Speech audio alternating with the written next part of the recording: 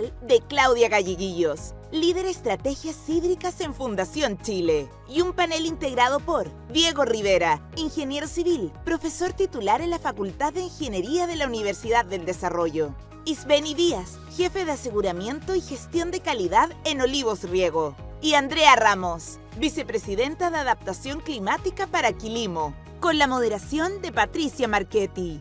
Agenda el jueves 12 de octubre a las 9 horas para un nuevo Eneo virtual. Conéctate por la web de ProO'Higgins, Emol TV o por las pantallas de Mundo TV. Eneo 2023. Organiza Corporación ProO'Higgins con el patrocinio de Sofofa.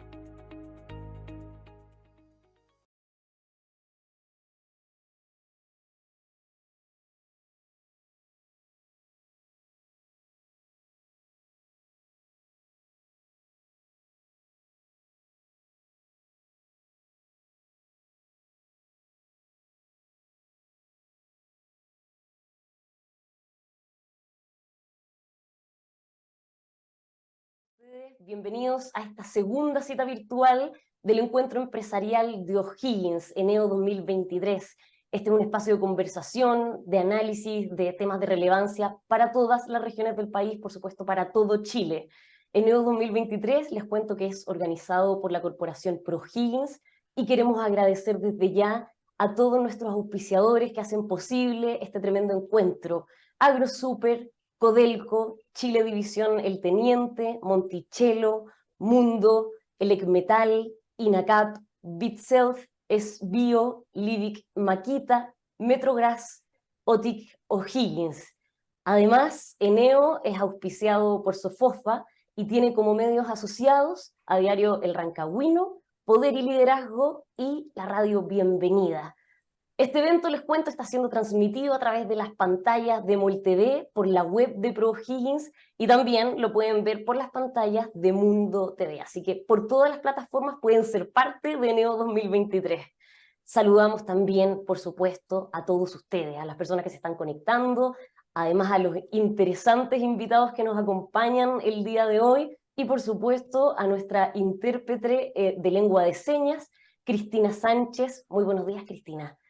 Damos inicio así a nuestro encuentro, que les adelanto desde ya va a contar con distintas intervenciones, y para darnos más detalles de lo que va a ser esta segunda cita virtual de Eneo 2023, dejo con ustedes a Eugenio Espinosa. Él es vicepresidente de Corporación ProO'Higgins y subgerente de Asuntos Corporativos de Minera Valle Central. Eugenio, ¿cómo estás? Muy buenos días, bienvenido. Muchas gracias, Patricia. Un gusto saludarte. Un saludo también a Cristina, que nos acompaña. Quisiera saludarlos y en nombre de ProO'Higgins y sus 24 empresas socias, agradecer esta presencia de la segunda jornada del octavo encuentro empresarial, donde vamos a tocar un tema tremendamente interesante, que yo creo que nos va a dejar a todos muy contentos. Tiene que ver con la huella de agua para la eficiencia hídrica. Hoy día la sociedad, el mundo nos piden respuestas empresariales acordes a la sostenibilidad ambiental. De ahí nuestro interés por generar conciencia y un uso eficiente de recursos hídricos, promoviendo la importancia de medir la huella del agua como herramienta de gestión eficiente de dichos recursos en los distintos sectores productivos, especialmente en los que de alguna forma son tan protagonistas en nuestra región como el agrícola y el minero. En esa misma línea, además, hemos considerado sumamente importante presentar los beneficios de incorporar el certificado azul como instrumento mediante el cual las empresas podrán implementar acciones concretas de resiliencia para enfrentar los efectos adversos de hoy día del cambio climático. Por eso hoy día, tal como tú lo anticipabas, Patricia, contamos con una participación de excelentes invitados, a quienes agradezco desde ya el interés por formar parte de este evento, así como también agradecer la confianza una vez más de Sofofa, de nuestros auspiciadores y nuestros media partners. Solamente para finalizar, quisiera invitarlos a que se inscriban desde ya en eneo.cl y nos acompañen el próximo 19 de octubre a partir de las 8:30 de la mañana en el Centro de Conferencias de Monticello para vivir nuestro encuentro empresarial presencial, donde conversaremos sobre la transformación digital y productividad. Solamente agradecer y desear que sea una jornada excelente. Muchas gracias. No me cabe duda que será una jornada excelente, Eugenio. Muchas gracias por tus palabras. Bueno, uno de los desafíos más grandes, tal como decía Eugenio, y no cabe duda, de los que estamos atravesando hoy en día como país, como planeta, podríamos decir de forma completa, es el tema de la escasez hídrica, que se da por múltiples factores y varios de ellos por el avance, rapidísimo avance del cambio climático. Pero ¿podemos hacer algo al respecto? ¿Sabemos de cuánta agua disponemos en un territorio? ¿Cuánto debiéramos usar, por ejemplo, los diferentes consumos a los que se destina? ¿Cómo hacemos para mejorar la disponibilidad de este elemento vital? Para tratar de responder estas preguntas, tantas otras, y por supuesto quedarnos con algunas ideas en mente, le damos la bienvenida a Claudia Galleguillos. Ella es líder de estrategias hídricas en Fundación Chile. Claudia, es máster en Ciencias en Gestión Ambiental, máster en Alta Dirección Empresarial, cuenta con una especialización en Gestión Integrada de Recursos Hídricos en Israel y también especialización en otras zonas de Latinoamérica. Posee más de 25 años de carrera en el área medio ambiente, sustentabilidad, innovación, cambio climático. Se ha especializado en la gestión estratégica del territorio y del agua. Cuenta con experiencia en la elaboración de normas e instrumentos para la gestión ambiental, coordinando proyectos internacionales en agua, comunidades vulnerables y cambio climático. Actualmente, Claudia forma parte del equipo de Escenarios Hídricos 2030. También lideró el proyecto Swiss Agua Chile, que forma parte del programa El Agua Nos Une, Latinoamérica, donde se diseñó e impulsó la certificación azul como mecanismo de gestión del agua público-privada. Claudia, muchísimas gracias por acompañarnos, bienvenida, ¿cómo estás?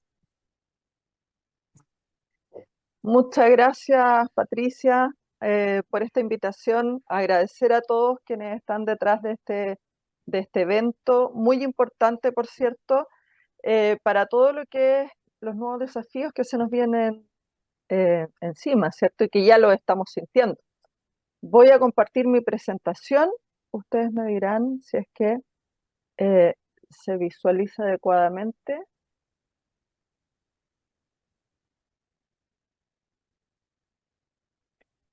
¿Sí? La vemos perfecta, sí.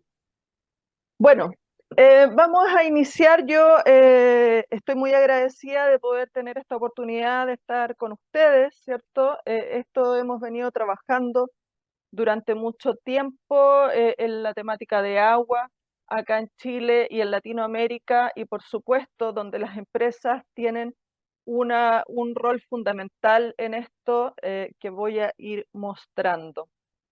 Tenemos esa oportunidad, ¿cierto?, de poder tomar esta crisis como una oportunidad para poder desarrollarnos como país, pero también para poder sostenernos. Esto es algo bastante conocido, ¿cierto? Chile se está secando. Y eso ya desde el año 2000 que se manifiestan datos nacionales e internacionales que nos hablan de eso.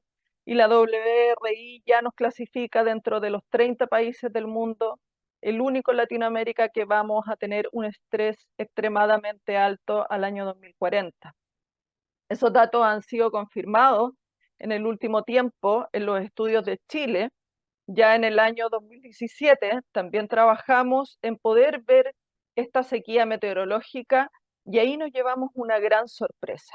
Ustedes pueden ver en estos mapas el mapa del lado derecho, tenemos la sequía de tendencia de precipitaciones. Hasta ese momento pensábamos que la sequía era estructural, sabíamos que era un problema estructural en el norte de Chile, pero lo que no teníamos considerado es que la gran sequía y el gran impacto venía hacia la zona central y hacia el sur de Chile. Como ustedes pueden ver, las zonas rojas marcan la tendencia de mayor problemas de sequía que vamos a tener, que ya estamos teniendo y que eso se va a ir acentuando a medida que pase el tiempo. En el lado izquierdo también pueden ver, o sea, en el mapa del lado derecho pueden ver la evapotranspiración. Eso representa un poco la temperatura, el aumento de temperatura que vamos a tener y esas zonas también quedan bastante marcadas, donde destaca, ¿cierto?, la zona de valles transversales en Chile, de Coquimbo, Huasco, pero también hacia el sur de Chile, donde Maule y la sexta región están dentro de las zonas críticas con mayores cambios que van a sufrir. Bueno, este último año pudimos ver, ¿cierto?, que el cambio climático se dejó sentir. No es solo sequía, el cambio climático son eventos extremos, donde vamos a tener sequías prolongadas, pero también vamos a tener intensas lluvias en muy corto tiempo, que las vimos en este año. Entonces el desafío es cómo nos adaptamos a esos largos periodos donde no vamos a tener agua o menos cantidad de agua, y cómo aprovechamos esas intensas lluvias en corto tiempo, ¿cierto? Esa es la gran pregunta. Entonces, ustedes pueden ver acá, muchos dicen, este año llovió mucho, y efectivamente en la zona de O'Higgins, Maule, tenemos un superávit importante de agua, donde vimos un evento extremo de exceso de agua, pero también tenemos zonas que están en rojo. O sea, no todo Chile está en la misma situación, ¿cierto? Y hay zonas bastante críticas como Copiapó y Valparaíso se mantienen con una extrema sequía a pesar de las lluvias que tuvimos. Y este es otro tema que es bastante interesante. Cuando nosotros nos dimos cuenta que había una sequía bastante importante en los últimos años, la pregunta fue, si nos falta agua superficial, ¿de dónde estamos sosteniendo nuestro desarrollo? ¿Cómo es posible que la agricultura siga creciendo si tenemos menos agua? Entonces nos dimos cuenta que había un aumento exponencial en los últimos años de derechos de agua que han sido trasladados de derechos de agua superficiales a subterráneos, pero también nos dimos cuenta que había una importante cantidad de zonas que estaban profundizando el pozo, y por supuesto APRs que estaban quedando sin agua. Entonces hicimos este estudio que dijimos, bueno, veamos cómo están nuestros acuíferos, y tomamos los pozos y medimos los pozos en Chile a través de los datos de la Dirección General de Agua. Y ahí nos dimos cuenta que de los pocos lugares o de los pocos estaciones de monitoreo que pudimos tener los datos necesarios de análisis estadístico robusto, nos dimos cuenta que el 72% de estos pozos estaban con una tendencia negativa significativa. Eso significa que en algún momento podrían quedar sin agua. O sea, estamos extrayendo más agua de la que tiene capacidad el sistema de poder entregar. Entonces ahí tenemos una ecuación negativa que tenemos que comenzar a mirar y hacernos cargo, porque esto no solo va a afectar a las comunidades vulnerables, que son las que se van a ver afectadas en primera instancia, ¿cierto? Pero a largo plazo nos va a afectar a todos. También es interesante los últimos estudios que han salido con respecto al tema de aguas subterráneas, ¿cierto? Donde en Santiago, en la cuenca de Santiago, ya se comprobó que hay subsidencia. ¿Qué significa esto? Significa que el agua subterránea, al tener, por ejemplo, imagínense una botella de agua plástica que está llena de agua. Uno la aprieta y esa botella no se deforma porque tiene agua, la sostiene, ¿cierto? Pero en el momento en que esa botella está vacía y uno la presiona, inmediatamente la botella se deforma. Lo mismo sucede con el agua. El agua subterránea cumple un rol de sostener la tierra. Y es bastante preocupante cuando quedan estos espacios vacíos, porque es donde comienzan a generarse estas subsidencias o socavones en la tierra, que ya son bastante comunes a nivel mundial, ¿cierto? Y en Chile lo estamos comenzando a sentir en algunos lugares. Entonces, si el agua subterránea es una de las grandes reservas consideradas como reservas fundamentales, ¿por qué? Porque no tiene evaporación, son embalses naturales que son mucho más fáciles de poder recargar y usar, ¿cierto? Pero de forma sostenible.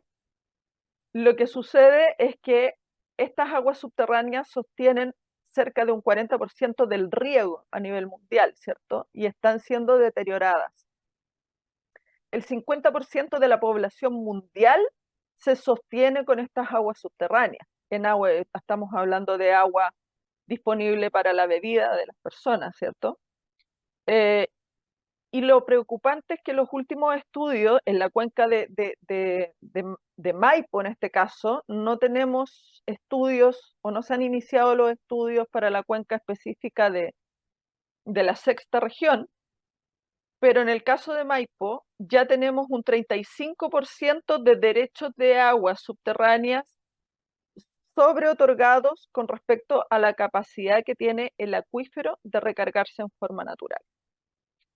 Entonces, la ecuación negativa se hace cada vez más evidente en estas zonas. Y otro de los temas, y aquí es donde los invito a pensar en esta situación, porque es una situación que a futuro nos va a golpear a todos. Y yo creo que muchas empresas también, que nosotros estamos trabajando con ellas, ya están siendo golpeadas por la profundización de pozos, ¿cierto? Pero es bastante común ver qué hacemos. Quedamos colgados con el pozo, profundicemos el pozo, esa es la primera inversión, o busquemos nuevos pozos. La pregunta es, ¿quién se está encargando de recargar el pozo? Porque los pozos no son infinitos. Los pozos sí tienen un límite y eso hay que buscar la forma de poder sostenerlo. Este también es otro estudio que nos cambia un poco el paradigma. Siempre pensamos que el cambio climático era el culpable de todos los problemas ambientales y todos los problemas de agua que tenemos, disponibilidad de agua que tenemos en los territorios, que genera múltiples conflictos, ¿cierto? Pensamos que el cambio climático era uno de los problemas. Y sí lo es, por supuesto que lo es. Tenemos una baja en la disponibilidad de agua y tenemos un aumento de temperatura, pero eso representa solo el 17% del problema. Eso es una buena noticia, porque el cambio climático nosotros tenemos que adaptarnos. El 83% del problema lo tenemos dentro de nuestras manos. Y eso está, un 44% de eso está focalizado en temas de gestión hídrica y gobernanza. No hay una mirada del territorio completo. Muy pocos se preguntan, si yo hago uso de esta agua, ¿cuál es el impacto que voy a generar aguas abajo a los usuarios? Si yo hago descarga de riles, ¿cómo estoy afectando a los APRs o a quienes usan esas aguas abajo? Hay costos que no han sido evaluados e impactos que no están evaluados y que por supuesto debiéramos incluir dentro de nuestra ecuación de desarrollo y de nuestro análisis estratégico. Y aquí un poco entrando en materia, ¿cierto? Dado todos estos antecedentes de nuestra situación, de cómo estamos y a lo que tenemos que enfrentarnos y a lo que estamos obligados a adaptarnos, ¿cierto? La pregunta, ¿y qué es la huella del agua? ¿Y qué es la huella hídrica? Porque muchas personas hablan de la huella de agua y huella hídrica como que fuera lo mismo, y no es lo mismo. Ambos buscan lo mismo, ¿sí? Medir un volumen físico de agua. ¿Cuánta agua es la que estoy usando? ¿Cuánta agua es la que consumo? Porque una cosa es lo que yo extraigo de agua y otra cosa es lo que yo consumo, que es lo que se pierde de lo que yo extraigo, ¿cierto? Porque hay mucha agua que también se devuelve. Entonces, ambas metodologías, tanto la huella hídrica como la huella de agua, buscan medir este volumen físico de agua que usamos, pero también buscan medir el impacto en los territorios, pero lo miden de diferentes formas, desde diferentes perspectivas, ¿cierto? O cada una sirve para diferentes, o funciona mejor para diferentes perspectivas. Y aquí es donde quiero mostrarles un poco esa diferencia. Por ejemplo, la huella hídrica es la metodología de la Water Footprint Network, ¿cierto? Y aplica bastante bien y se utiliza muchísimo para ser aplicada para medir los consumos de agua de los diferentes sectores productivos en un territorio. Y eso nos permite mejorar nuestra política pública, mejorar nuestras estrategias, a las empresas les permite visualizarse dentro del contexto global junto a otros actores dentro del territorio, ¿cierto? Y se mide a través de la huella azul, verde y gris. En cambio, la huella de agua es una metodología de la ISO 14046, que es de análisis de ciclo de vida. Analiza desde que se producen todos mis insumos hasta que llegan a procesarse por mi industria, ¿cierto? O mi empresa, y luego tienen una salida.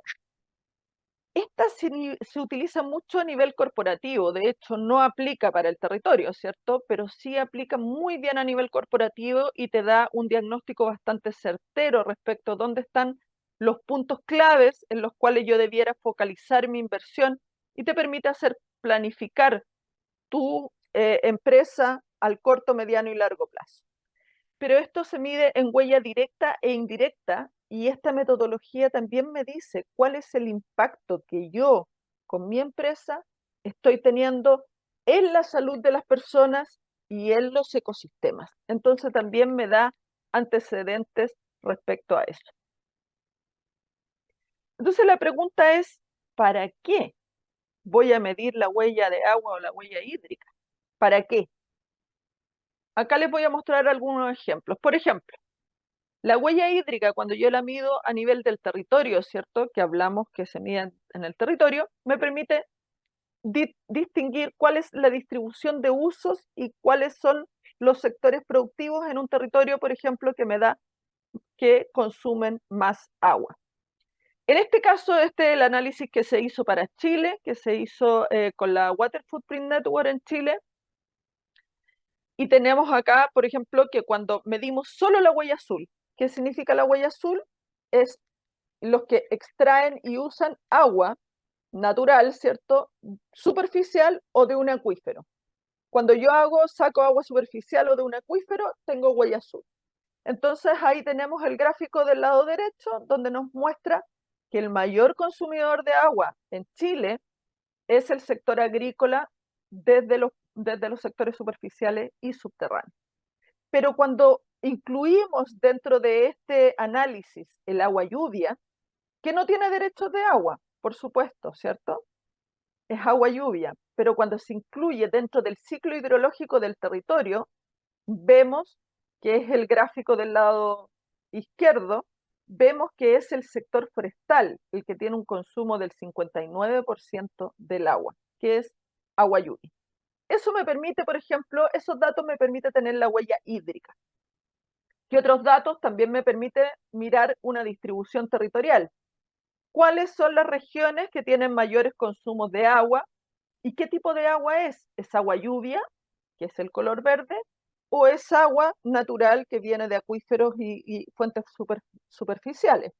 Y ahí podemos ver cuál es la distribución también a nivel de regiones del consumo de agua en este caso son 7 sectores productivos.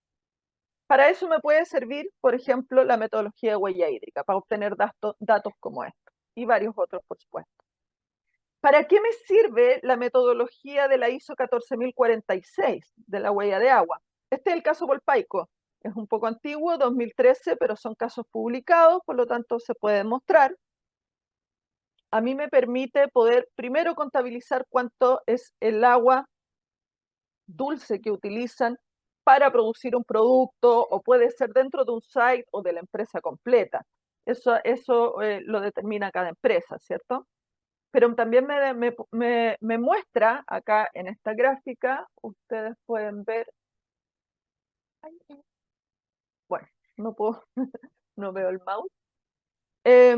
Ustedes pueden ver al lado derecho, por ejemplo, que está la gráfica de las entradas, de donde yo obtengo el agua, y que es clave en mi análisis, porque en este caso, por ejemplo, tenemos agua que es de pozo, en el caso de Polpaico. Entonces, y en la zona donde ellos están es una zona de alto estrés hídrico.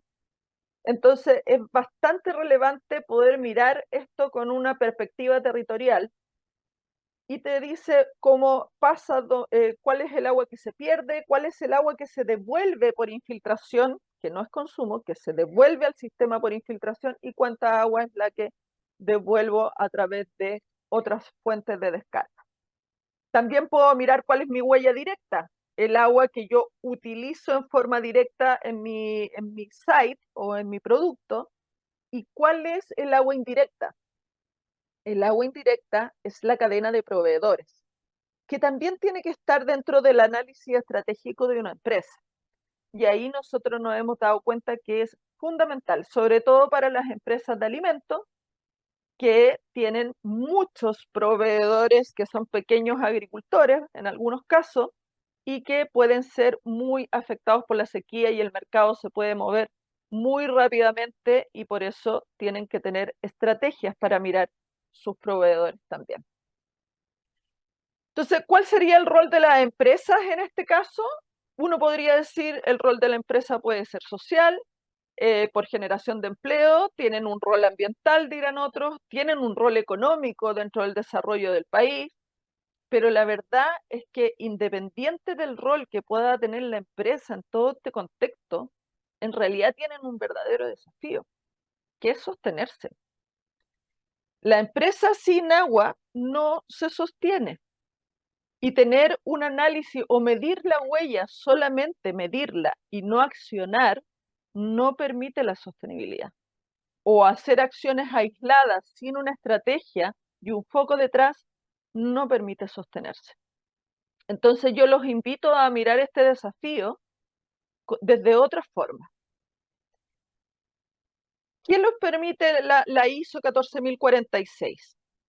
¿Qué es lo que tiene que hacer una empresa cuando hace o mide la huella de agua? Primero mide internamente todo lo que usa, ¿cierto? Lo que necesita la empresa para producir. Al medirlo, al reducirlo, lo puede ajustar, puede mover todo su instrumento hacia adentro y eso permite hacer eficiencia hídrica en la empresa.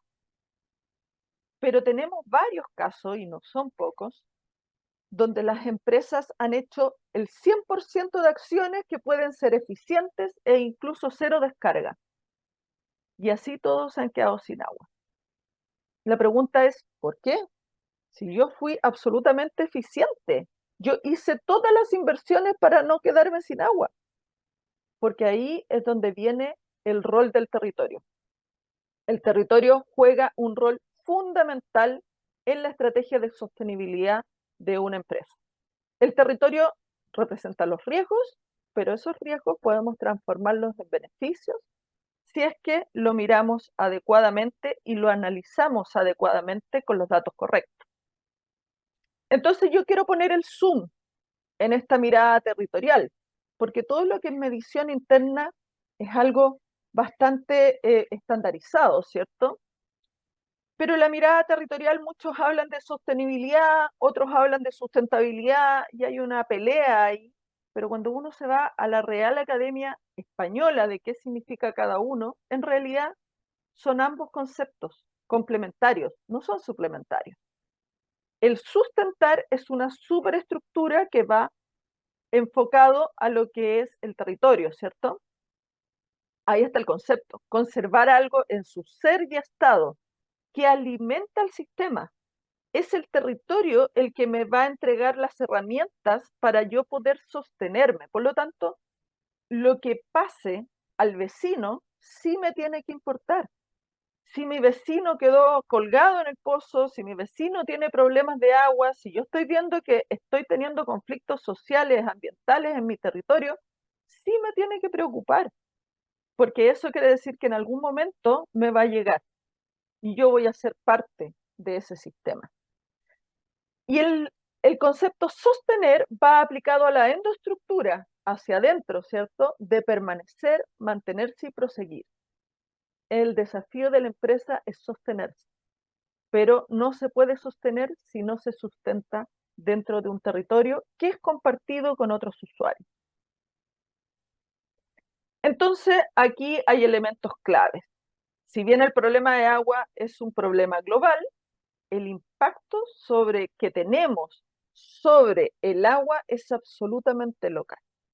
Los riesgos y oportunidades que tenemos en el agua son locales. Entonces, la gestión local es muy importante cuando tenemos que sostener una instalación, una empresa o cualquier tipo de desarrollo productivo, ¿cierto? Necesitamos de los otros, es una necesidad, necesitamos de los otros para poder sostenernos. No podemos hacerlo solos. Entonces, y acá se busca un concepto ganador-ganador. No es solo yo empresa voy a hacer lo que el otro me pide para que el otro esté contento. A nosotros nos ha pasado muchas veces que no necesariamente se tiene claro cuáles son las verdaderas necesidades del territorio.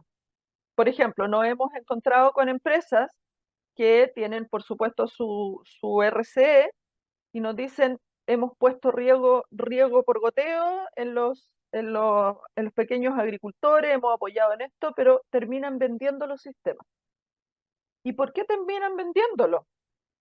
Porque el problema no es que necesiten menos agua o necesiten la eficiencia, el problema real de ese territorio era que no tenían agua.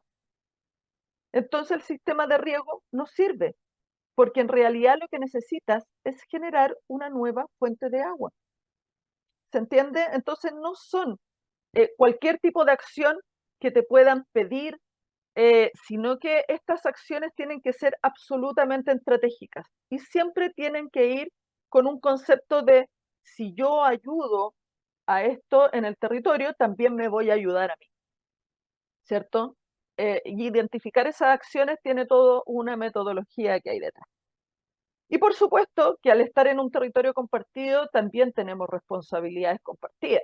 Y eso cada vez se está haciendo más latente en las comunidades internacionales y por lo tanto está también en Chile latente.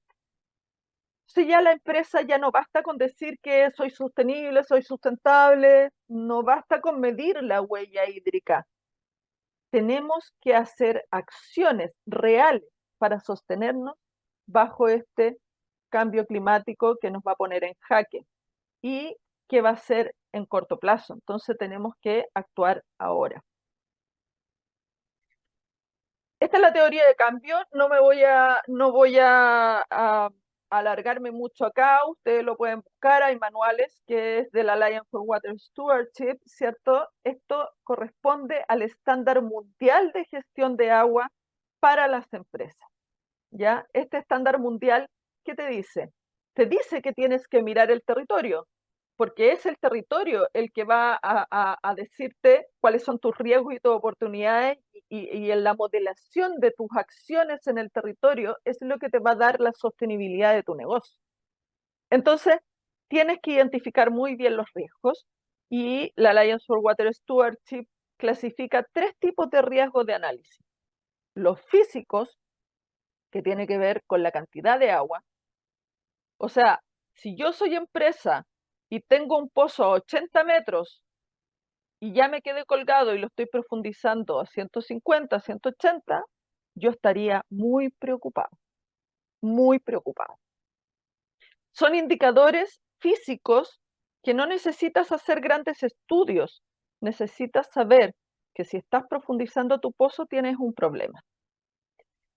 Los antecedentes químicos del agua, por ejemplo, si soy industria de alimentos y necesito sacar agua, obviamente si esa agua viene contaminada más arriba, por supuesto que voy a tener que gastar más dinero en poder limpiarla y poder usarla, ¿cierto?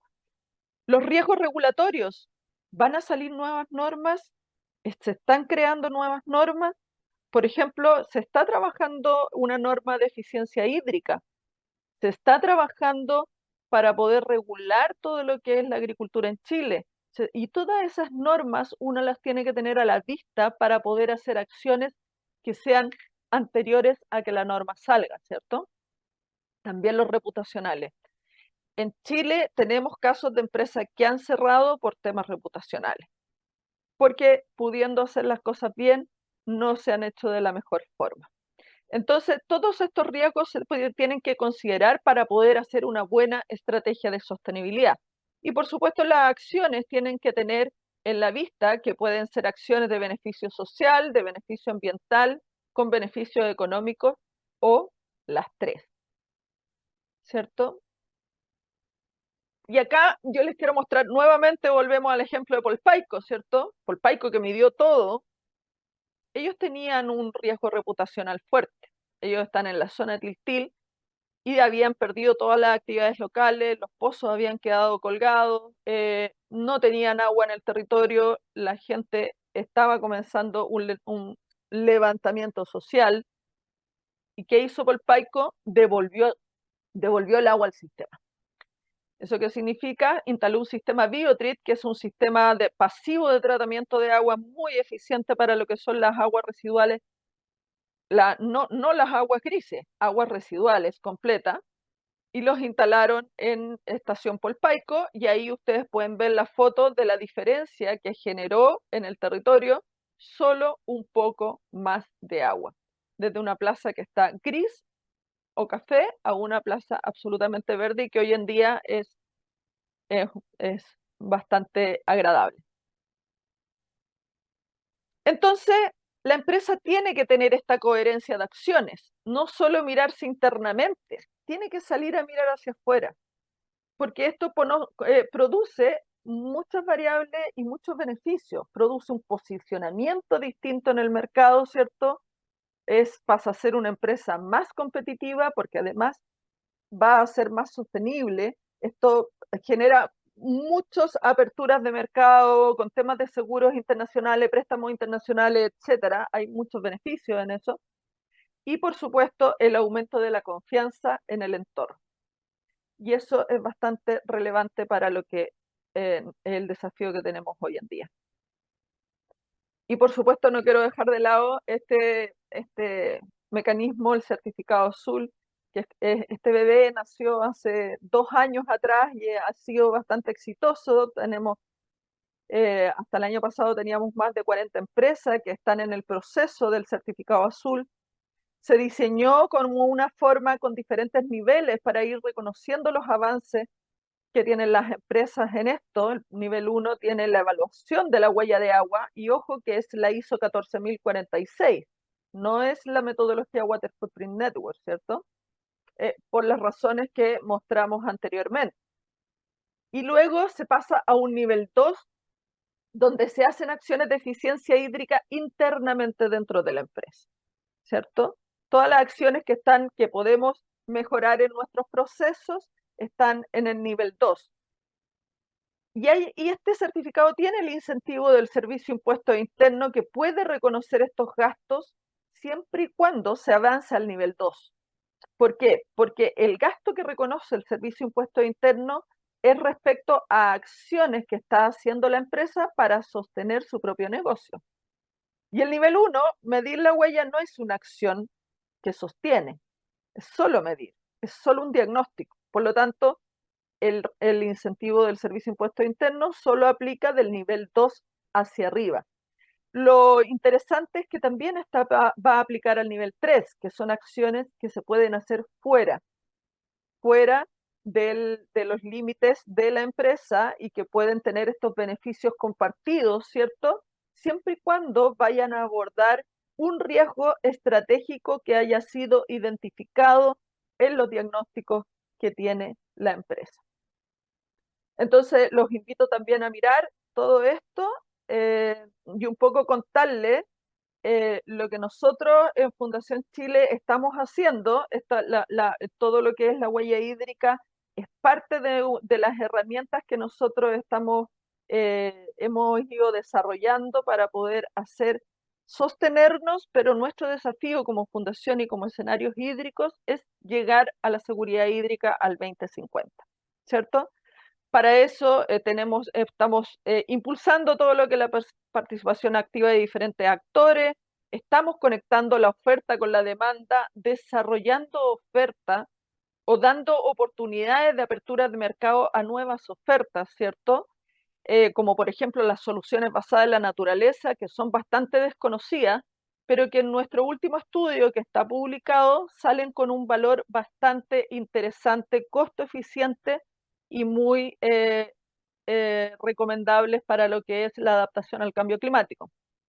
También estamos haciendo manejo estratégico de las intervenciones en los territorios, articulación de actores y redes públicas y privadas, conectamos al mundo público con el privado, estamos impulsando soluciones hídricas sostenibles. Eso quiere decir que hacemos recomendaciones de cuáles son las soluciones que van a sostener las acciones productivas, ¿cierto? Tenemos asesorías técnicas estratégicas, apoyamos en el diseño e implementación de los consejos de cuenca, y aquí estamos trabajando con el gobierno regional metropolitano, y también estamos en el diseño de cartera de proyectos para señalizar y acelerar inversión. Y por supuesto, estamos apoyando a varias empresas en la estrategia de gestión hídrica. Y aquí también los invitamos a mirar el trabajo con el gobierno de Santiago, que estamos trabajando en estos dos proyectos, generando estos mecanismos para poder hacer inversiones público-privadas con mirada estratégica del territorio. Muchos documentos que pueden consultar, que están en esas páginas web. Yo esta presentación la voy a disponer para que ustedes puedan mirarla. Y por supuesto los invitamos a mirar también las publicaciones que tenemos en escenarios hídricos. Muchas gracias por esta instancia.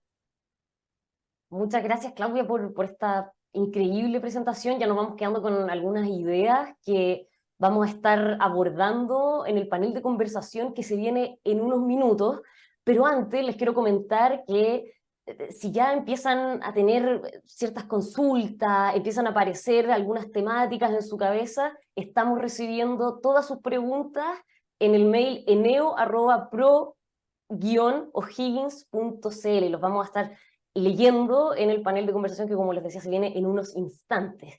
Y además, antes de presentarle a nuestros panelistas, les recuerdo que están abiertas las inscripciones para ser parte de Eneo 2023 presencial. Esto es la próxima semana, el jueves 19 de octubre, desde las 8 de la mañana en el Centro de Conferencias Monticello, y para participar solamente deben inscribirse en eneo.cl.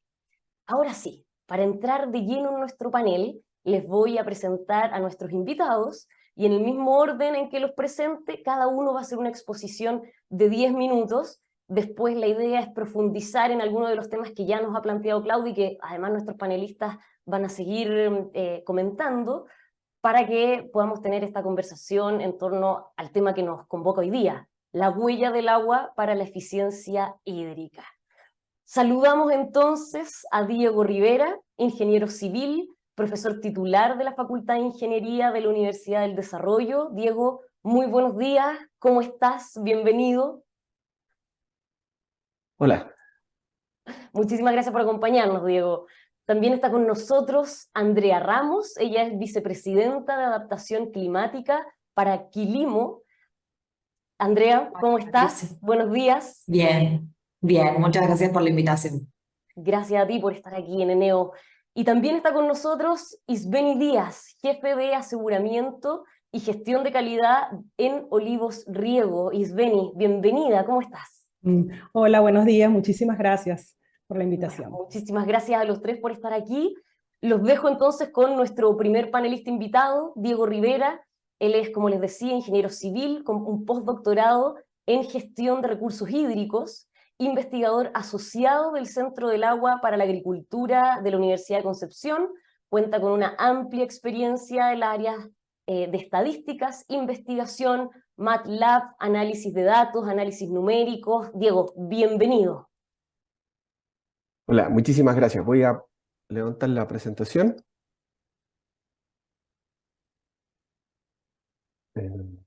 ¿Sí? ¿Me avisan por favor si se ve bien? La vemos perfecto, Diego. Ahí está. Súper, muy buenos días. Voy a colocar el tiempo inmediatamente. Les agradezco muchísimo esta invitación.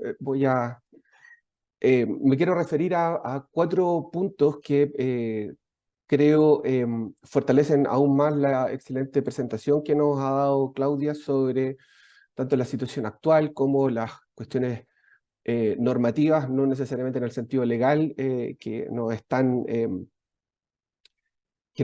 llegando por muchos lados y que en varias cosas ya tenemos que empezar a buscar en términos de soluciones y pasar lo más rápidamente a la acción.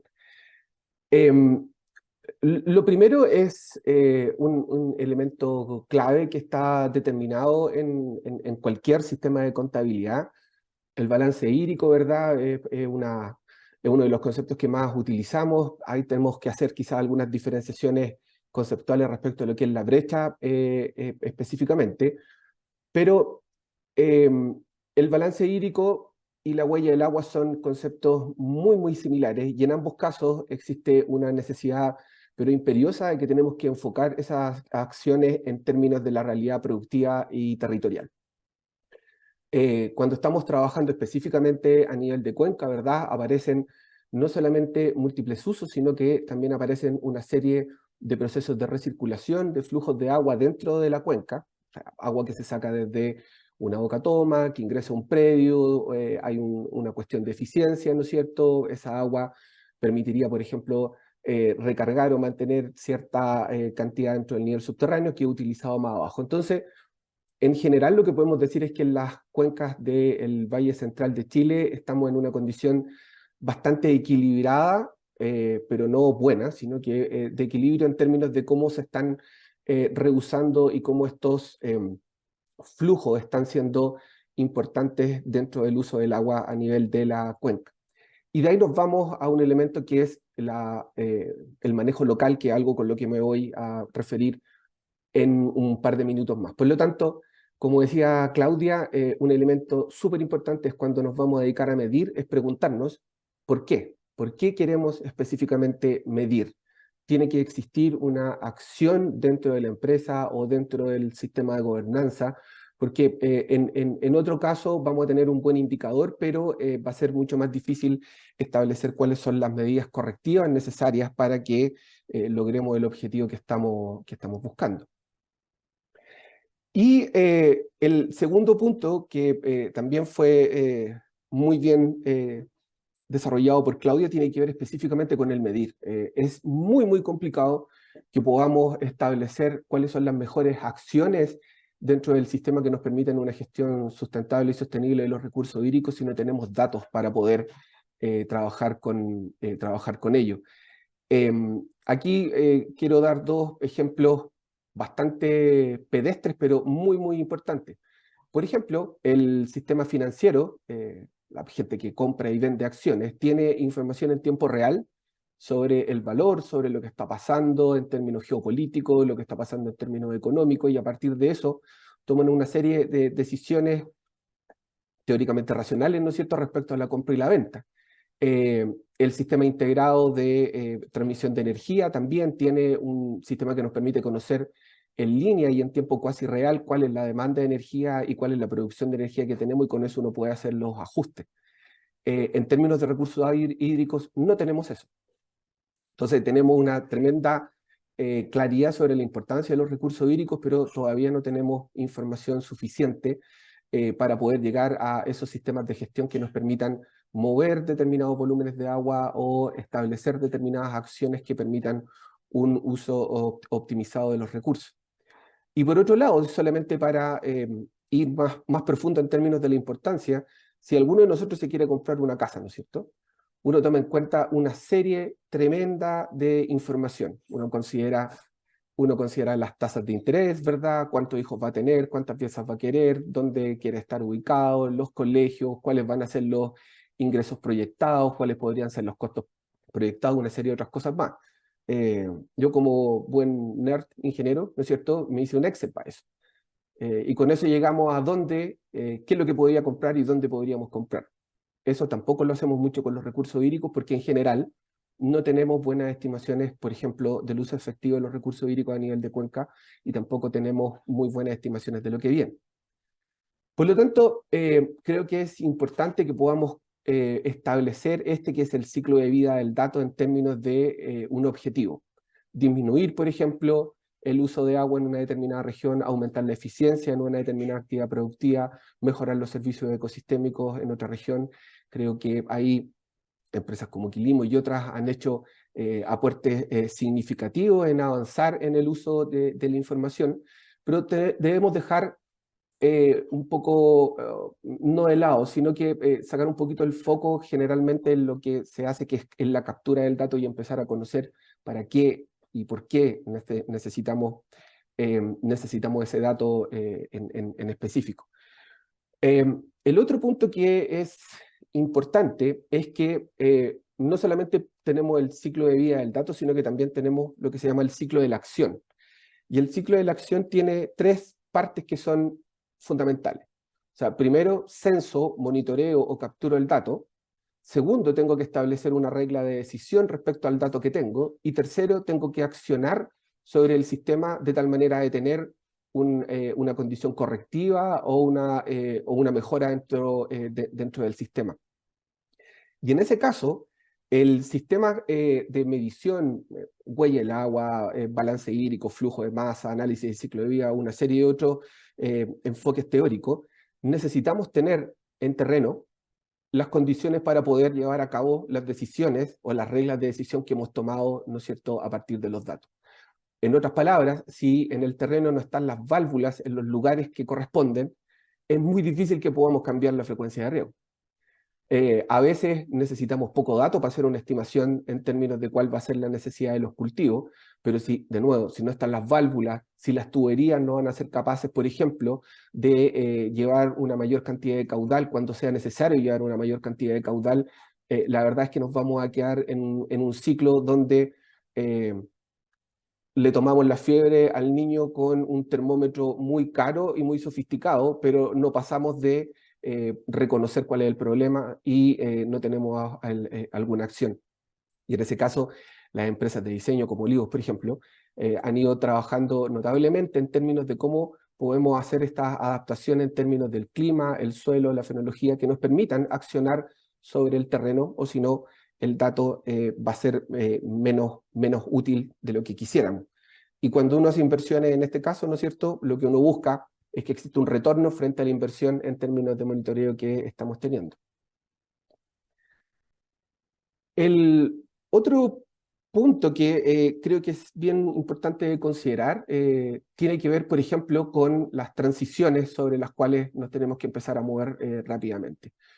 En un trabajo de hace un par de años hicimos un análisis bien preliminar respecto, por ejemplo, cómo afecta la sustitución de alimentos basados en plantas o diferentes tipos de dieta en términos del gasto. Y aquí pasan varias cosas, porque escuchamos, por ejemplo, que claro que es necesario consumir más vegetales verdes, más fruta, necesitamos mejorar las condiciones, ¿no es cierto?, nutricionales dentro del país. Pero quienes se ven más afectados son los quintiles más bajos. Entonces, en algunos casos podemos hablar mucho de los cambios de dieta y los cambios en los sistemas productivos, pero si no consideramos estos aspectos sociales relacionados con, por ejemplo, el porcentaje del ingreso que va a ser necesario para hacer estos cambios dentro de la dieta, la verdad es que estamos perdiendo un punto, y aquí es donde hago la conexión con la charla de Claudia, en lo que se llama el nexo agua, energía, alimentación. Entonces, son 3 cosas que están muy unidas, no solamente desde los números, sino que también de los aspectos sociales. Por lo tanto, cualquier tipo de medida que queramos tomar a nivel territorial o a nivel productivo debe considerar también aspectos sociales, aspectos de la comunidad y aspectos del medio ambiente, porque los cambios principalmente en los patrones de consumo no van a ser cambios inocuos. Las bebidas azucaradas, por ejemplo, son un ejemplo clarísimo. Tienen una huella de agua altísima. Todos sabemos que las bebidas azucaradas son, no quiero decir malas porque me gustan mucho, pero no son tan buenas para efectos nutricionales, pero seguimos. Entonces, ahí hay un problema en que podemos seguir exigiéndole a las empresas que producen bebidas azucaradas de que sean sustentables, pero el problema está por el lado de la demanda sustentable, y eso implica patrones cambios importantes en los patrones de consumo. Por último, y un elemento que es muy clave en términos del diseño, estoy solamente 7 segundos pasados, tiene que ver con 2 elementos. Uno, lo que se llama la eficiencia nominal y la eficiencia real. Y eso es una cuestión súper importante. Generalmente lo que uno hace es diseñar con las eficiencias nominales, ¿no es cierto? Pero las eficiencias reales en campo no solamente tienen un efecto en la cantidad de agua, sino que también tienen un efecto importantísimo en la cantidad de energía que estamos ocupando para llevar ese sistema. Y la investigación o la literatura señala claramente que la forma que tenemos para solucionar estos problemas es el manejo. Y para tener un mejor manejo, tanto agronómico, basado en el suelo, en la fenología, necesitamos datos. Y para conocer esos datos, necesitamos tener claridad cuáles van a ser nuestros objetivos en términos productivos, pero, y vuelvo hacia los puntos anteriores, tengo que conocer cuáles van a ser las condiciones de mercado y también tengo que tener claridad de que en el terreno van a estar los fierros necesarios para que las decisiones que estoy tomando a través de inteligencia artificial, por ejemplo, de verdad tengan un correlato en términos de ahorro de agua. Muchísimas gracias. Muchísimas gracias, Diego, por tu presentación. Siguen sumándose muchos puntos importantes que vamos a abordar en el panel. Les recuerdo que estamos recibiendo sus preguntas al mail eneo@pro-o'higgins.cl. Y a continuación dejo con ustedes a Andrea Ramos. Ella es vicepresidenta de Adaptación Climática para Quilimo, la primera empresa de gestión de riego que le paga a los agricultores por sus ahorros de agua en Latinoamérica. Sumamente interesante. Cuenta con más de 8 años de experiencia en el escalamiento de organizaciones tecnológicas con impacto. En 2020 cofundó Climatec Chile, una asociación gremial que reúne a empresas tecnológicas que están resolviendo los desafíos del cambio climático. Bienvenida, Andrea. Muchas gracias por estar con nosotros. Muchas gracias, Patricia. Voy a compartir pantalla entonces. Un segundito.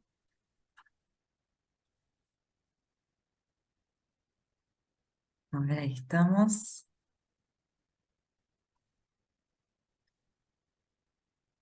Perfecto, ¿ven mi presentación? La vemos, Genial. sí. Bueno, muchas gracias. Gracias por la invitación. Vamos a dejar el cronómetro a mano para cumplir con los tiempos estimados.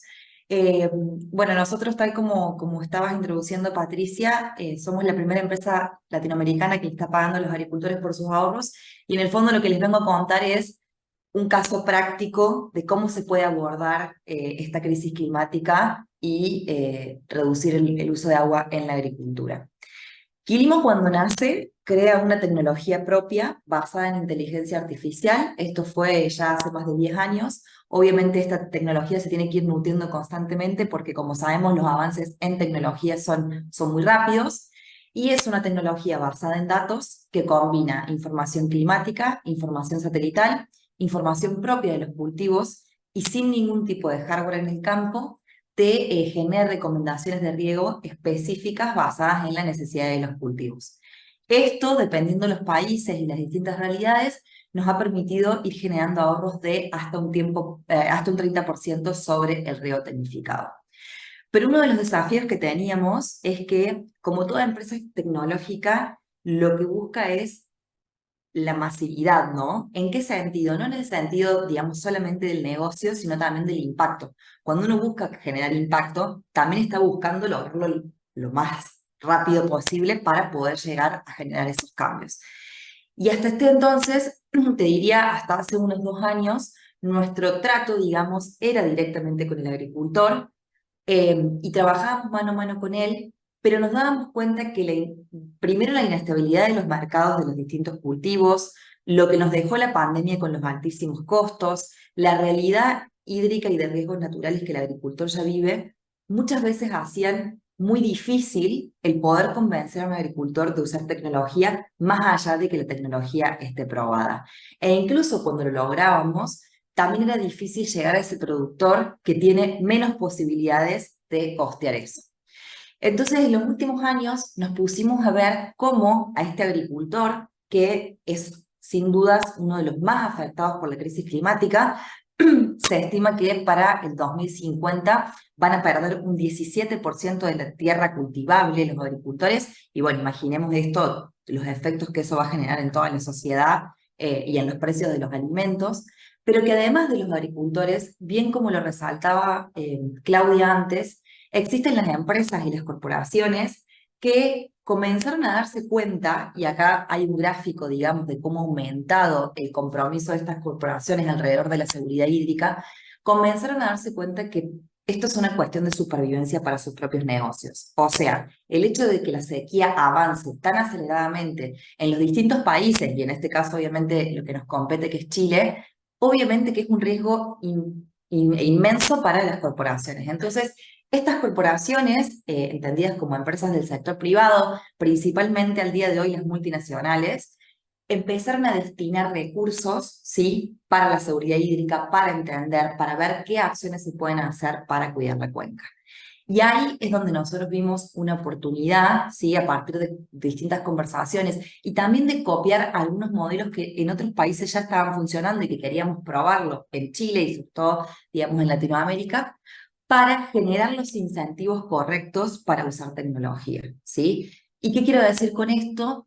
Copiamos, digamos, este modelo de pagos por servicios ecosistémicos, donde lo que estamos haciendo como empresa es conectar a aquellos agricultores que están dispuestos a invertir en prácticas para eficientar el uso del agua con corporaciones que están dispuestos a invertir en la seguridad hídrica de la cuenca. Y ahí coincido con los panelistas anteriores, siempre pensando en la realidad local, ¿no? Siempre entendiendo, y eso también lo dejamos, digamos, un poco como responsabilidad del territorio de entender bien que sea realmente necesario.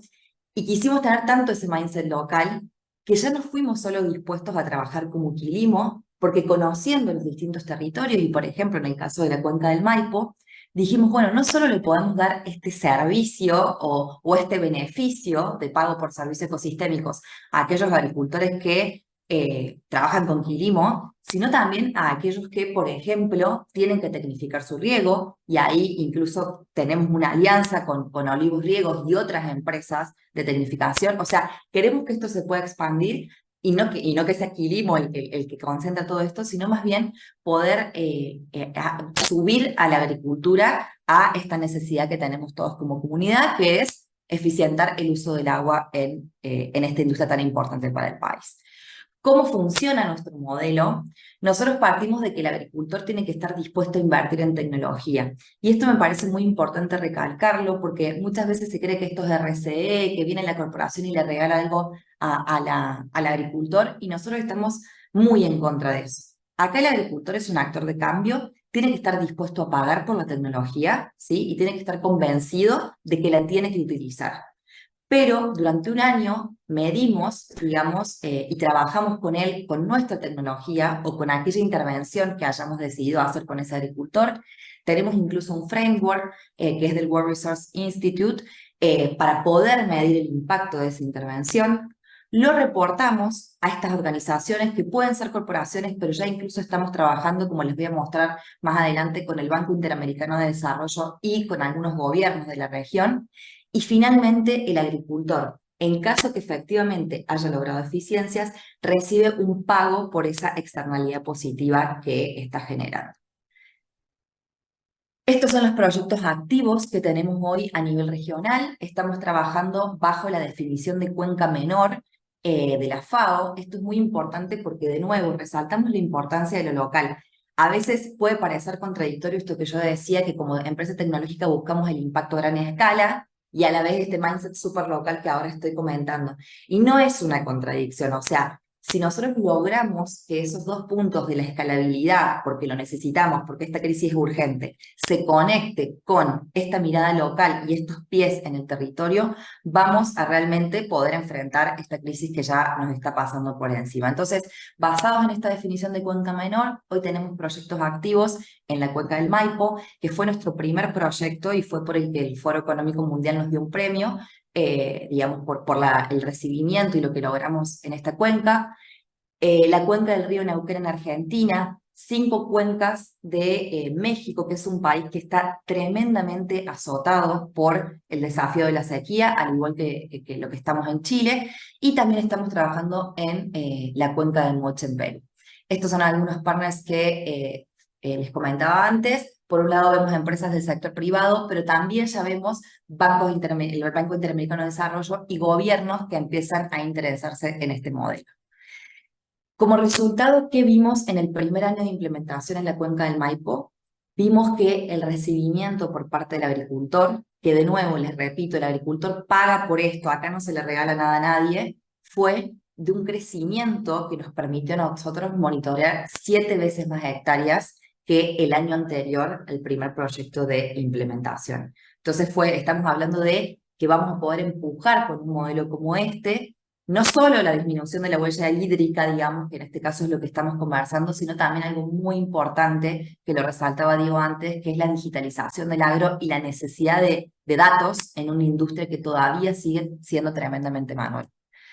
Y por otro lado, y quizás eso sí que nos compete más en este espacio, tenemos comprometidos, digamos, en los proyectos que tenemos activos, 8 millones de metros cúbicos en Latinoamérica, que esto, digamos, nosotros lo estimamos de acuerdo a la intervención que estamos haciendo y de acuerdo a los 10 años de experiencia que como empresa tenemos en la agricultura, pero además, y también algo que nos importa muchísimo, vamos a estar acompañando en la adaptación del cambio climático a más de 2.000 agricultores en la región. Así que bueno, eso es lo que estamos trabajando por nuestra parte y feliz después de compartir el diálogo acá con mis compañeros. Muchas gracias. Muchas gracias, Andrea. Impresionante lo que hacen en Quilimo. Lo vamos a estar comentando en breves minutos, pero antes y para cerrar las presentaciones, antes de entrar al panel, vamos a dejar con ustedes a Isbeni Díaz. Ella es jefa de aseguramiento y gestión de calidad en Olivos Riego, ingeniera industrial con más de 10 años de experiencia en procesos productivos. 5 de estos años ella los ha dedicado al área de aseguramiento de calidad. Tiene un amplio conocimiento en implementación de sistemas integrados de gestión bajo las normas ISO de calidad, inocuidad y ambiente. Isbeni, bienvenida en EO 2023. Por favor, estamos atentos a tu presentación. Hola, buenos días. Bueno, le comparto la presentación.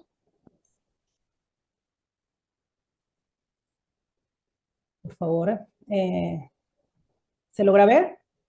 Perfecto. Listo.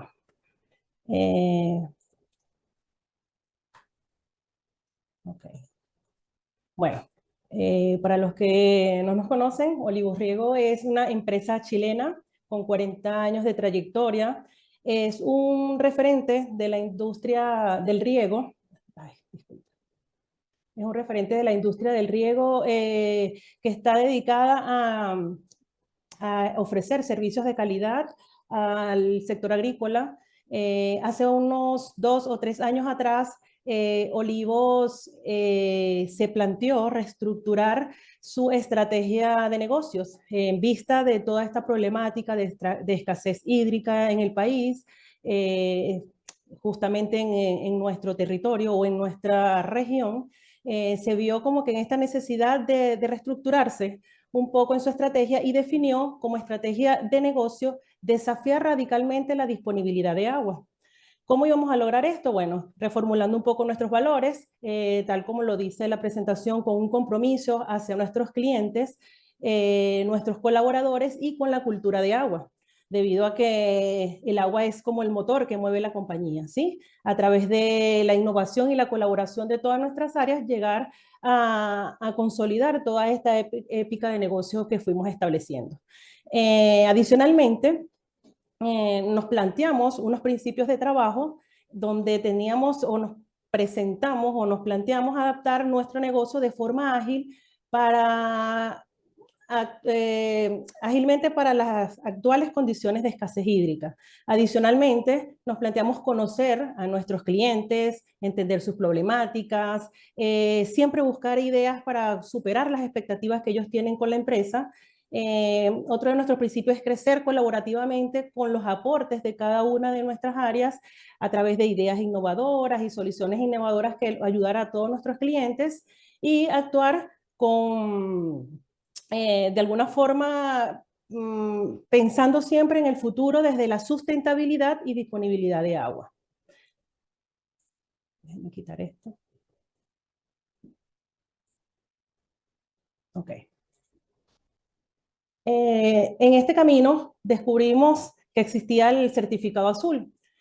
Tal como se comentó anteriormente, el certificado azul es un instrumento que ayuda a las empresas a implementar acciones concretas que podamos enfrentar todos los efectos adversos del cambio climático. ¿Pero qué llevó a Olivos a postular al certificado azul? Bueno, inicialmente nos presentaba como la oportunidad para contribuir con la gestión sostenible del agua. Nos permitía también o nos daba una herramienta para detectar cuáles eran todos los impactos que tenía la empresa en función de estos recursos hídricos. Adicionalmente iba de la mano con la épica de negocio que les mencioné anteriormente, que era desafiar radicalmente la disponibilidad de agua. y nos permitía también fortalecer la cultura de ahorro que teníamos, estábamos trabajando internamente en la compañía. De hecho, para ese entonces estamos trabajando en proyectos donde incentivábamos a los colaboradores a ahorrar el consumo de agua en sus viviendas. Entonces iba de la mano con todas estas estrategias que nos estamos planteando para ese entonces. ¿Qué tiempo nos tomó esto? Desde el momento en que postulamos a través de la Agencia de Sustentabilidad y Cambio Climático, para nosotros fue a partir del mayo del 2022, nos tomamos aproximadamente unos 6 meses en toda esta recopilación de datos, registros que teníamos en la empresa. A través de una empresa asesora pudimos medir la huella de agua. Luego pasamos por un proceso de verificación y auditoría con proveedores externos y autorizados por la Agencia de Sustentabilidad y Cambio Climático. Y luego de esto, con este informe final, se lleva la información a lo que es el Ministerio del Medio Ambiente y a la Dirección General de Agua. Y actualmente nos encontramos en la espera del nivel 1 avanzado del certificado azul. ¿Qué pudimos encontrar durante todo este recorrido en la implementación del certificado azul en la empresa? Bueno, en principio, como nos decía Claudia, identificar un poco cuáles eran nuestras fuentes de agua. ¿Sí? Nosotros nos abastecemos de agua de pozo y de la fuente de agua potable, pero el 95% de ella la consumimos del agua de pozo. Pudimos medir nuestra huella directa, aproximadamente consumimos, nos extraemos como unos 13.000 metros cúbicos al año, pero lo que consumimos, porque parte de ello se infiltra, tal como dice Claudia, en función de algunas actividades que hacemos en la planta, tenemos unos aproximadamente 11.970 metros cúbicos por unidad funcional, entendiendo que la unidad funcional es toda la instalación de Rengo, donde el 83% de ella, la distribución, hablando de eficiencia hídrica, como decía, de huella hídrica, como nos mencionaba Claudia, el 83% pertenece a todo lo que es la huella azul y el 17% va al agua que disponemos, que utilizamos como para diluir todos estos contaminantes generados en el proceso productivo. En este análisis nos dimos cuenta que el impacto mayor que teníamos o los responsables de esta huella de agua estaba más enfocada en el sistema de riego o en el sistema de riego de áreas verdes y una cancha deportiva. No necesariamente fue destinada al proceso productivo. De hecho, nos dimos cuenta que nuestro proceso productivo era la que menos consumía en relación al consumo total de la planta. Eso nos llevó a enfocarnos en modificar o tomar algunas acciones, como por ejemplo cambiar pastos por jardines secos. Todavía estamos haciendo algunas acciones o tomando algunas decisiones para poder disminuir este consumo y generar menor impacto, obviamente, en nuestra fuente de agua. De hecho, preparándonos en este momento para el nivel 2 del certificado azul. Y bueno, de alguna forma también nos dimos cuenta que en la huella indirecta, parte o la mayoría de esa huella está afectada por el consumo de energía eléctrica, seguida por, bueno, el consumo de varios insumos como la resina para el PVC, por ejemplo. En fin, bueno, vimos que teníamos mucha información, muchos datos que nos permitían obtener información para tomar decisiones acertadas para reducir el consumo de agua y disminuir el impacto a nuestra fuente. ¿Qué desafíos nos encontramos en el camino? Bueno, en principio no conocíamos del todo la norma ISO 14046. Esto fue enfrentarnos a términos que no conocíamos del todo. Nos ayudamos con empresas asesoras para esto. El ubicar en el mercado también estos expertos nos costó un poco, porque estaba empezando todo el tema del certificado azul, no todos estaban muy conscientes de la metodología, y bueno, nos tocó aprender un poco con ellos también. Obtener la información de la cadena, de la huella de agua, de la cadena de suministro, también fue un desafío. No todos medían la huella o no bajo las mismas metodologías quizás, y bueno, el desafío final que todavía estamos trabajando con ello es la detección, ya después de los puntos críticos, diseñar esas acciones, parte de ellas que estamos trabajando, preparándonos, como les dije anteriormente, para el certificado nivel 2. Obstáculos, sí, registros previos, tal como lo decía Diego, Es importantísimo en los instrumentos de medición. No todas las etapas de nuestro proceso tenían instrumentos de medición. Esto nos llevó a ubicar datos secundarios, tanto para la huella directa como indirecta, para poder nosotros estimar también el consumo de agua para ese entonces.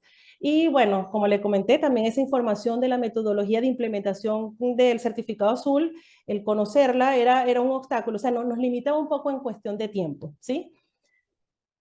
Los beneficios, bueno, a pesar de todos estos traspiés que pudimos tener en algún momento, nos dimos cuenta que pudimos evaluar la magnitud de los impactos ambientales detectados y todos relacionados con el tema del agua.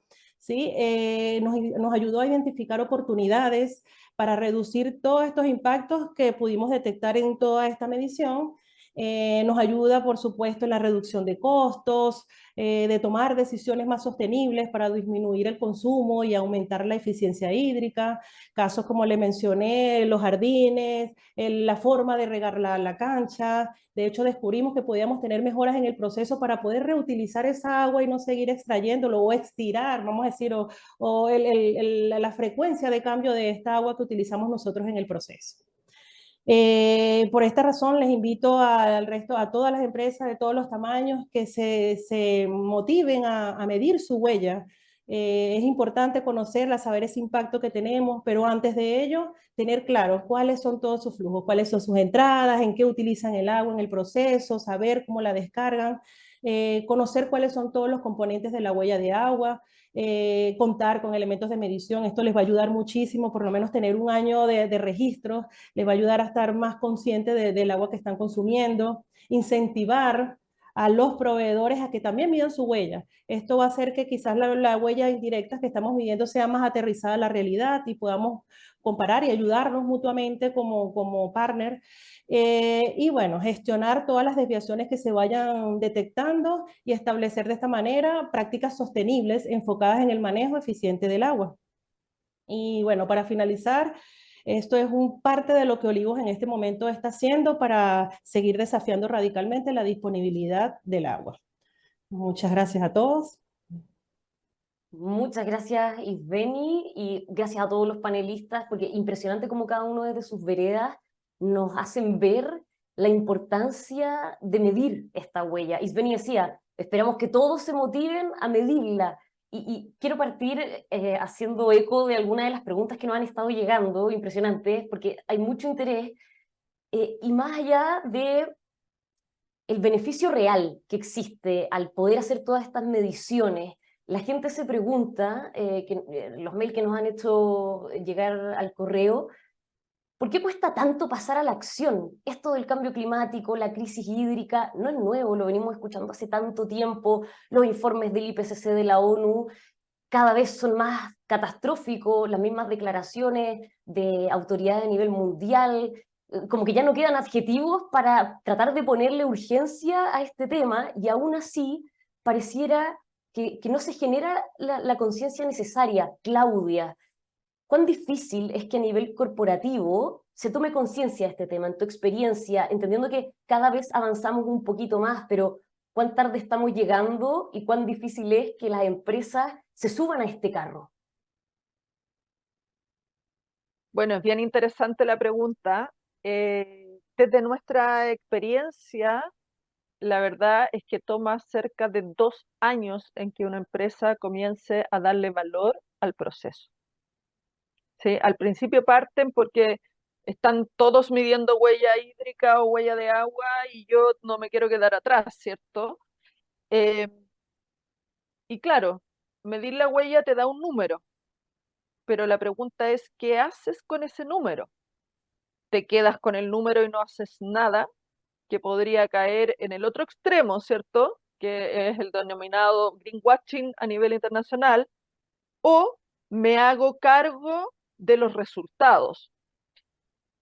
Como te digo, hay empresas que han iniciado esto muy tímidamente, así como nos comentaban las personas de la empresa Olivo, que los felicito por este desafío. Hay varias otras que están iniciando este desafío sin tener mucho conocimiento, pero ahí, como nos cuentan, a medida que van viendo el proceso, van saliendo resultados que de repente uno no tenía ni siquiera en la mente que podían ser cosas importantes de abordar. Y ahí es cuando parte el primer cambio de paradigma. Yo pensé que en mi empresa era el escaldador el que tenía el mayor consumo, y te das cuenta, como decía Benny, es el jardín, el riego, por ejemplo, quienes tienen tantas áreas verdes. Entonces, al final uno se va dando cuenta que a lo mejor la cadena de proveedores, sí, si yo tengo un producto que viene de un tercero, tengo que preguntarme cómo está sosteniendo ese tercero ese producto. ¿Me lo va a poder seguir dando? Con el cambio climático, ese proveedor va a poder seguir dándome el producto. Si los proveedores que existen están empezando a tener una baja, el producto va a subir el precio. ¿Qué voy a hacer? ¿Cómo capturo? ¿Cómo hago que ese proveedor tenga una alianza más estratégica con mi negocio? Entonces, empiezan a surgir muchas preguntas que a medida que uno va desarrollando el proceso le va tomando el valor. Entonces, yo diría que nuestra experiencia, cerca de 2 años toma este proceso, y es por eso también que el certificado azul tiene estos niveles, para que la empresa vaya avanzando a medida que se va dando cuenta de este cambio de paradigma. Y por supuesto tiene que ver con una cultura interna, ¿cierto? Ahí tiene que haber liderazgos importantes que vayan impulsando este cambio de paradigma internamente. Por un lado se necesita sí o sí ese liderazgo, pero también se necesita la tecnología, lo comentaban los panelistas. No es llegar y tratar de hacerlo, sino que hay que entender muy bien cómo hacer esas mediciones. Diego, por ejemplo, hablaba de esto de la eficiencia nominal, la eficiencia real, pero nos llega una pregunta de un agricultor de la región de O'Higgins que dice, ¿dónde podemos acudir las empresas para aprender de esta metodología? ¿Cómo sabemos cómo medir la huella hídrica? No sabemos de estos instrumentos de medición. Diego. Yo creo que en este caso, y específicamente con el tema de recursos hídricos, se está dando una situación que debería haber ocurrido hace tiempo, pero qué bueno que esté pasando, que es la colaboración público-privada, por una parte. Y específicamente creo que hay cada vez más cooperación entre consultoras o empresas de base tecnológica con centros de investigación y de transferencia tecnológica como Fundación Chile, universidades y el propio gobierno. Creo que iniciativas, y respondiendo ahí directamente, respondiendo a esa pregunta, creo que lo primero es contactar a Claudia, ¿no es cierto? Y después Claudia nos contactará a nosotros, principalmente porque necesitamos tener ahí un elemento que es clave y que tiene que ver con la estandarización. O sea, cuando cada uno de nosotros empieza a medir cómo cree que tiene que medirse las cosas, pues la verdad es que empiezan a haber problemas tanto de comparación como de evaluación. Entonces, propongo de cierta manera que podamos establecer, uno puede establecer estos estándares un poco de facto. Los estándares del WRI, por ejemplo, se han hecho como un estándar, pero por uso. No existe el Consejo Mundial, ¿no es cierto?, del WRI, que es el Instituto de Recursos Hídricos. Pero están los documentos, y después de eso hay que acudir a consultores que tengan la experiencia, y los consultores generalmente van a acudir a la academia cuando tengan algún problema específicamente para resolver elementos de medición o elementos más técnicos. En resumen, creo que la información está disponible, está un poquito dispersa, y creo también que tenemos que establecer algún tipo de flujo de cómo se van respondiendo estas preguntas, porque todos cuando desconocemos algo nos sentimos lo mismo, le empezamos a preguntar al amigo, al papá, al conocido, al experto, al ex compañero de la universidad, y todos nos van diciendo cosas diferentes. Entonces, yo creo que si en el corto plazo pudiera existir puede estar en alguna agencia de gobierno, puede estar en algún tipo de corporación privada que pueda juntar todo estos esfuerzos y todo este conocimiento que está, y aquí es donde digo algo, el conocimiento científico técnico sobre recursos hídricos en Chile está en Chile. O sea, tenemos científicos e investigadores e investigación de clase mundial en Chile en términos de recursos hídricos, con bastante menos fama en algunos casos, pero están. Entonces, sí están un poquito más ocultos y hay que salir a buscarlo. Entonces, Fundación Chile yo creo que podría ser un primer hub para encontrar esa información y ya luego, como son soluciones bastante medidas, ahí es donde uno puede ir recuperando. Pero en las universidades, en los centros de investigación, en consultoras de alta calidad y en otros organismos del Estado, ese conocimiento está. Sin duda es un desafío también en sí mismo, porque entendiendo la magnitud del problema, la relevancia, esto debiera ser mucho más fácil de llegar para todos, para todo tipo de empresas. Así que también ahí hay un desafío por parte quizás de las autoridades a nivel central, de ir viendo cómo a través de un solo canal todos puedan tener esta respuesta de manera mucho más fácil y sea mucho más orgánico. Andrea, tú contabas lo que hacen en Quilimo, impresionante, y decías, el agricultor tiene que estar dispuesto a pagar por tecnología. Y me imagino que algunos agricultores que nos están viendo o otras personas que trabajan en otros sectores de, por ejemplo, forestal, minero, incluso tantos otros, se preguntan, ¿cuán caro es en invertir en esa tecnología? ¿Cuán costoso se hace? Para ver finalmente si se puede hacer, entendiendo que en el día a día también las empresas atraviesan muchos otros desafíos económicos. Entonces, ¿cuánto dirías tú, no sé si en una cifra, pero el valor que tienen que invertir las empresas en este tipo de tecnología? Sí, para mí, digamos, o lo que aprendimos nosotros justamente fue, en realidad estaba este temor a invertir, o está al día de hoy, sobre todo después de lo que está viviendo la agricultura chilena, después de los desastres que hemos vivido este año y el daño que ha causado eso.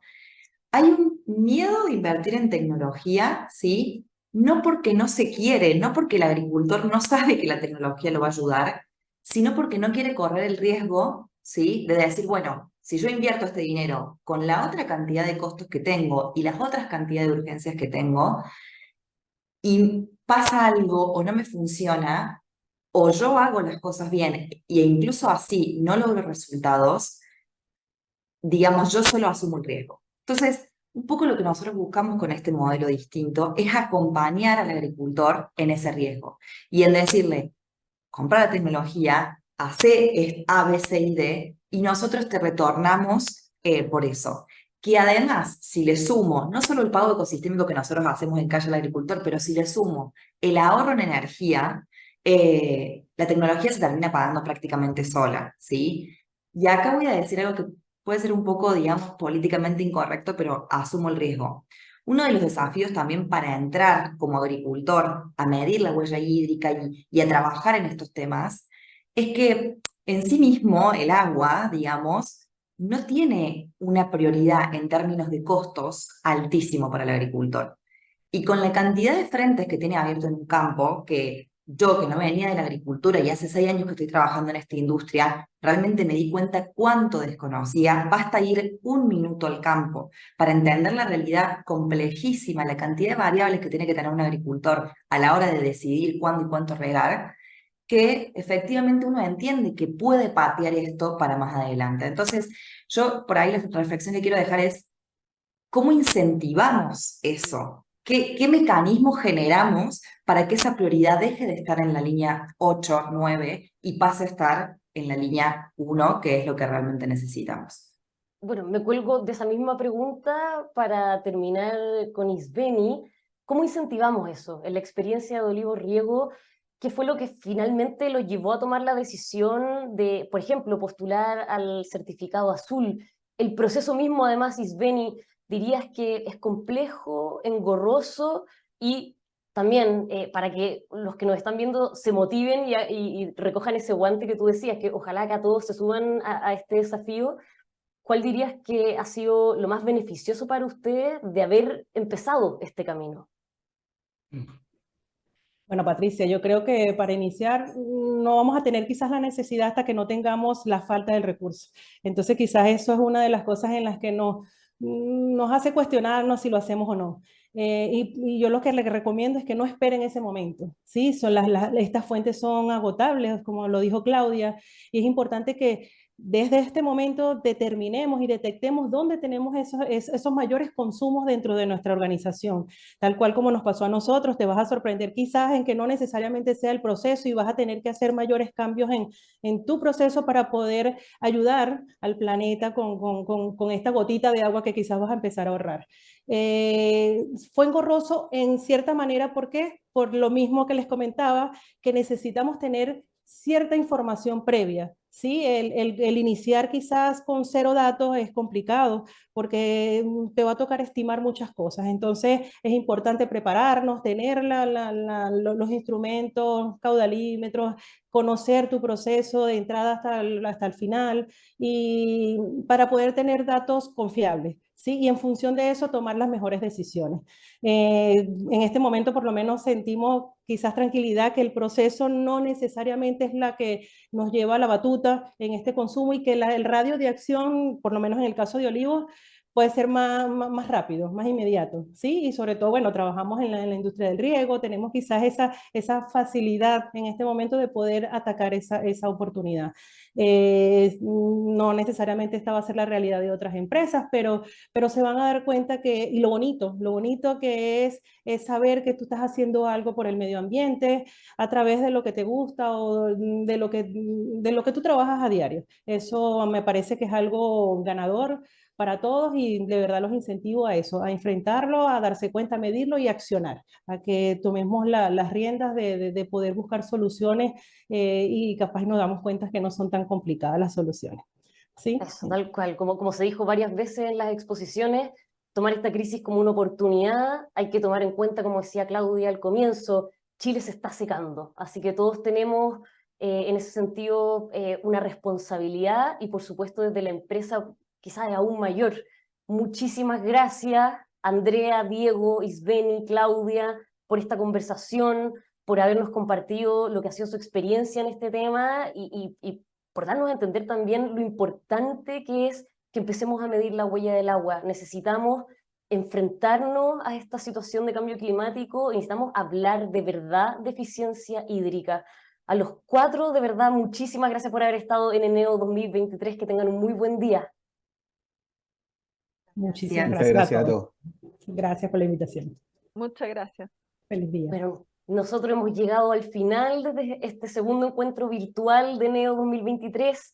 Le agradecemos una vez más a todos nuestros invitados, a todos ustedes por haberse conectado, por haber seguido la conversación.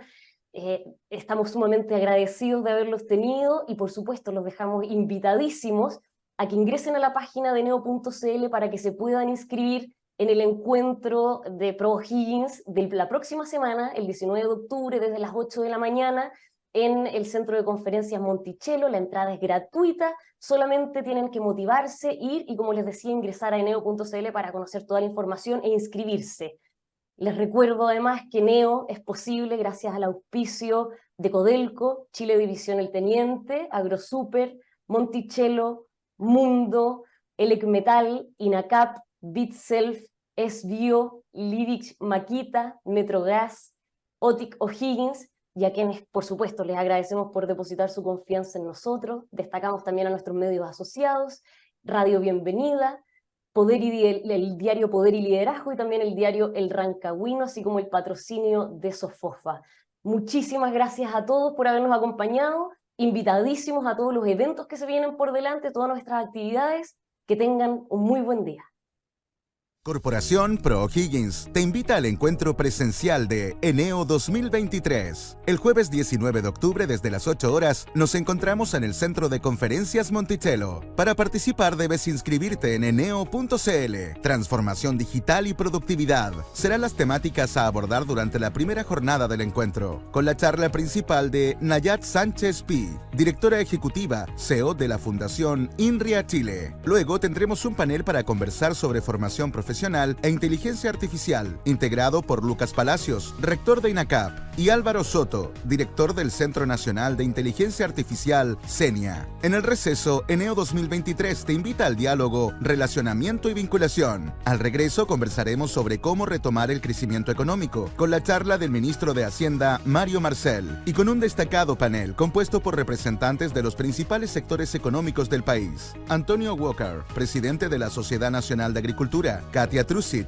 consejera ejecutiva de Sofofa; Philipp Henmerdinger, presidente de la Asociación de Proveedores Industriales de la Minería; José Pacomio, presidente de la Cámara Nacional de Comercio. No te pierdas este gran evento que contará con la conducción y moderación de Bárbara Briceño. Te esperamos el jueves 19 de octubre desde las 8 horas en el Centro de Eventos Monticello. Recuerda que es indispensable tu inscripción en eneo.cl. También será transmitido por Emol TV y Mundo TV. Eneo 2023. Organiza Corporación ProHiggins con el patrocinio de Sofofa.